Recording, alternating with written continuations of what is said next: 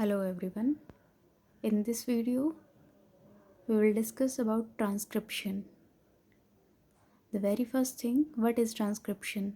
So the process of synthesis of RNA from the DNA by RNA polymerase enzyme, or we can say DNA dependent RNA polymerase enzyme, is termed as transcription.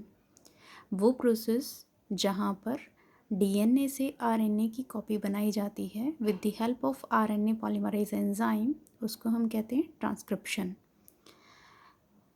यहाँ पर DNA से RNA बनाने के लिए जो दो strands double helical DNA जो था उसका जो टेम्पलेट की तरह एक्ट करता है वो स्ट्रैंड हमेशा 3 प्राइम टू 5 प्राइम होता है, क्योंकि न्यूली सिंथेसाइज स्ट्रैंड हमेशा 5 प्राइम टू 3 प्राइम डायरेक्शन में होगा.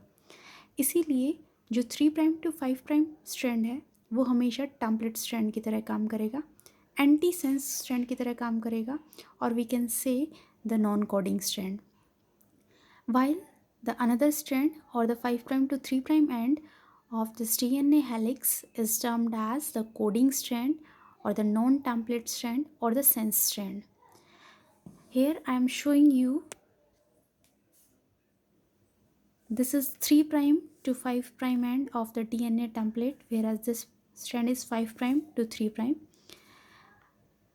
RNA synthesis will take place by using this strand as a template strand.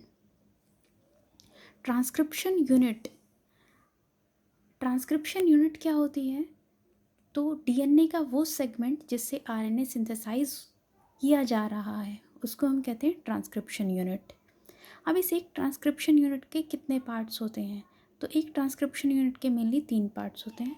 One is promoter region, then structural genes and then terminator region. Promoter region जो कि ज़रा इधर देखते हैं, ये हमारे पास डीएनए का स्ट्रैंड था और इस डीएनए के स्ट्रैंड में this initial region starting from the 3 prime end और at the 5 prime end of the RNA strand is known as promoter region, whereas the genes which are transcript is known as the structural genes, and here is the termination sequence or the terminator sequence. So the promoter region is located towards the 5 prime end of the coding strand, that is the upstream of coding strand, and the terminator region is located at the 3 prime end of coding strand, that is the downstream of the coding strand.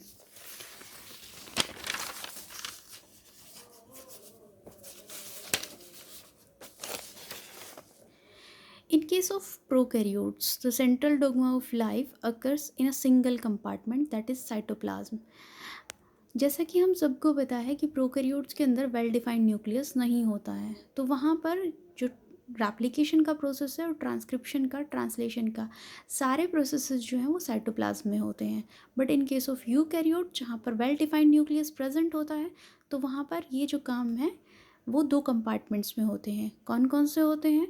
तो nucleus जहाँ पर होता है replication, transcription और post transcriptional changes, वेराज cytoplasm जहाँ पर होता है translation. That means the synthesis of proteins takes place inside the cytoplasm, whereas replication and transcription takes place inside the nucleus. In case of prokaryotes, RNA polymerase single type का होता है. That means एक single RNA polymerase ही use किया जाता है जिसके पास 5 polypeptides होती हैं या जिसके 5 सेगमेंट्स होते हैं. 2 अल्फ़ा, एक बीटा प्राइम, एक सिग्मा और एक ओमेगा. सिग्मा फैक्टर सिर्फ इसके इनिशिएशन के लिए रिक्वायर्ड होता है, प्रमोटर रीजन को आइडेंटिफाई करता है और ट्रांसक्रिप्शन के प्रोसेस को स्टार्ट करवाता है. उसके बाद जो है वो सिग्मा फैक्टर सेपरेट हो जाता है, अलग हो जाता है, रिमूव हो जाता है, और बाकी का जो एंजाइम है अल्फ़ा 2, बीटा प्राइम और ओमेगा फैक्टर, इन सब को मिलाकर हम कहते हैं core enzyme. In case of eukaryotes के अंदर हमारे पास 3 तरीके के आरएनए पॉलीमरेज एंजाइम होते हैं. RNA polymerase 1, 2 and 3. RNA polymerase 1 जो है वो 5 5.8 एस आर एन ए को सिंथेसाइज करता है, 18 एस आर एन ए को, 28 एस आर एन ए को।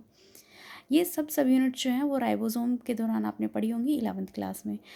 सेकंड आरएनए पॉलीमरेज सेकंड जो है वो HNRNA हेटेरोन्यूक्लियर आरएनए और mRNA मैसेंजर आरएनए को ट्रांसक्राइब करता है। Where RNA polymerase third is used to transcription of tRNA, snRNA, scRNA and 5sRNA. In the next video we will discuss about the process of transcription. जय हिंद, जय भारत।